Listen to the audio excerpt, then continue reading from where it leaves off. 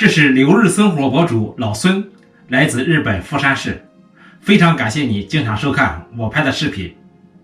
今天我们来烙油饼，但是呢，做法和平常的做法不一样。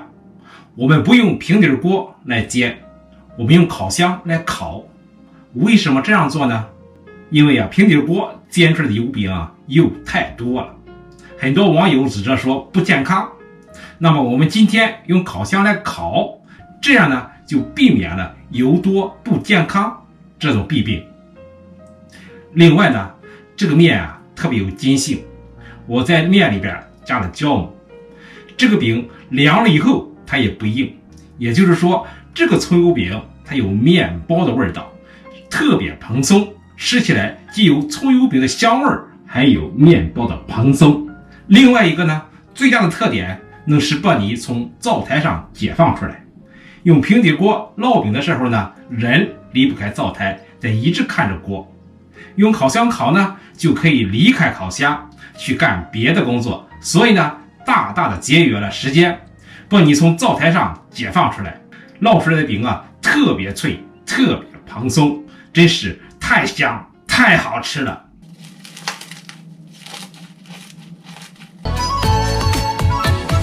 月儿明，风儿轻，树叶儿遮窗棂蛐蛐儿叫铮铮，好比那金旋儿声。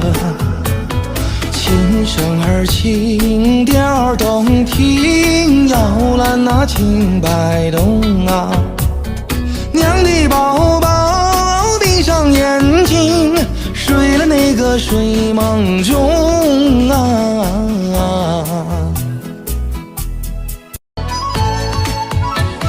月儿明，风儿轻，树叶儿遮窗棂蛐蛐儿叫铮铮，好比那金旋儿声。琴声儿轻调动听，摇篮那青白动娘的宝宝闭上眼睛，睡了那个睡梦中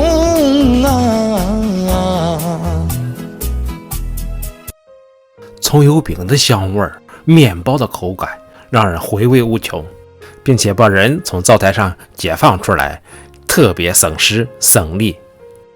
首先我们来和面，将5克糖、5克酵母、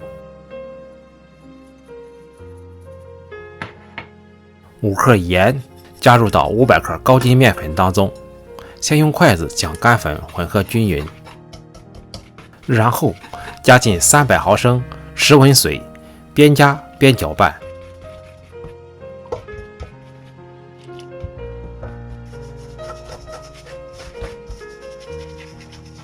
搅拌成大细状之后，下手揉成面团。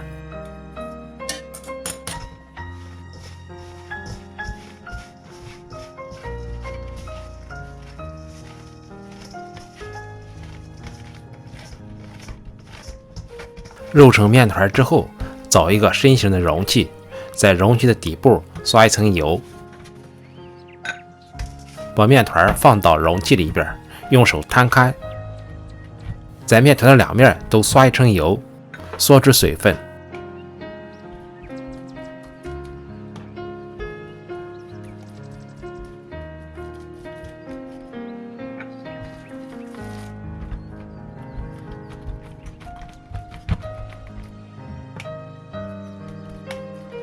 盖上保鲜膜，将容器放到冰箱里低温发酵1晚上，目的是想利用在低温下酵母没有发酵的情况下，利用水合法的原理使面团自动产生筋性。第二天早晨起床之后，首先来准备油酥和葱花，在一个小碗当中放入40克面粉，加入3克盐，再倒入40克植物油，用小勺搅拌均匀，油酥就准备好了。从院子里拔了一颗葱，将葱切成葱花，放到碟子里备用。这样我们的辅料准备就完成了。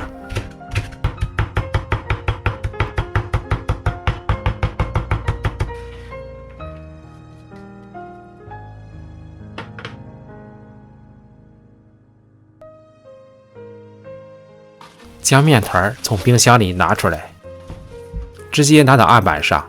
这里呢不用揉面，用手将面团搓成长条之后，用刀分割成8个小面团，每个小面团我们烙一张小饼。拿出一个小面团，先从外向内揉，揉成一个光面之后，将封口捏紧。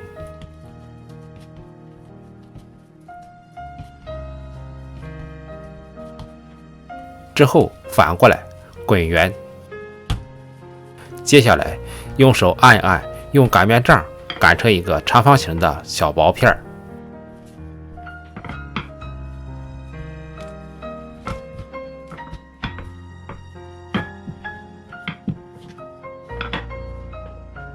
在面片的表面用刷子刷一层油酥，然后撒一层刚才我们准备的葱花。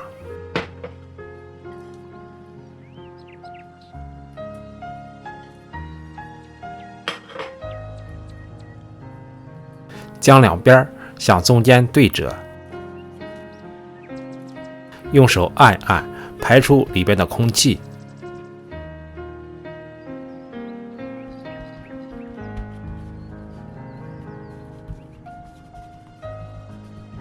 之后再将一边折上来，先用手按一按，挤出空气之后，用手抻一抻，拉长一点，再从一端慢慢的向另一端卷起来，将另一端做成平底儿压到底下，用手按一按，这样一个饼坯就做好了。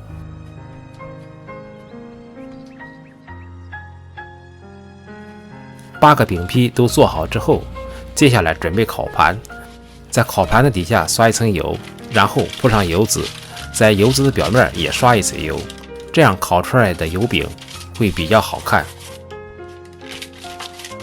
之后将8个饼坯放到锡纸上面，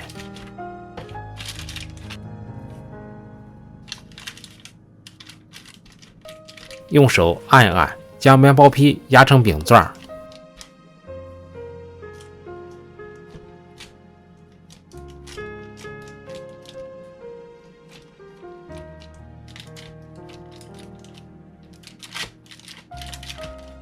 然后在饼坯的表面刷一层油，这样呢烤出来的颜色更漂亮。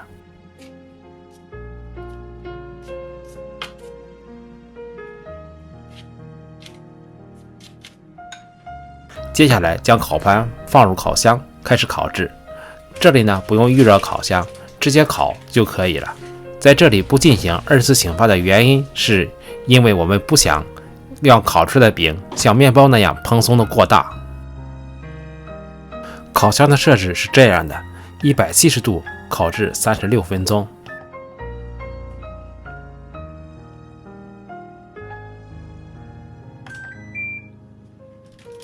烤好了，面包出炉了，释放满满的葱油香味儿，真让人有点收不住。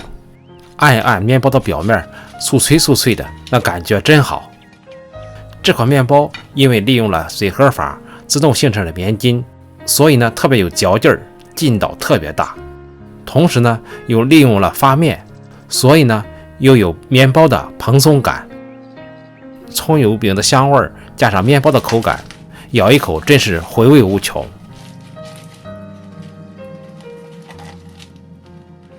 哎，看看饼烤好了，哈哈哈哈哈！烤箱烤的，满厨房充满了葱香味和面包和这个油饼的香味，真香，有点让人收不住的感觉。下面我们来尝一尝。你看这个饼呢，你看像面包一样，你说饼也行，你说是面包呢也可以，特别蓬松。但是呢它表面酥脆的掉渣，特别酥脆，你看一按一碰以后只掉渣。让我们来尝一尝啊。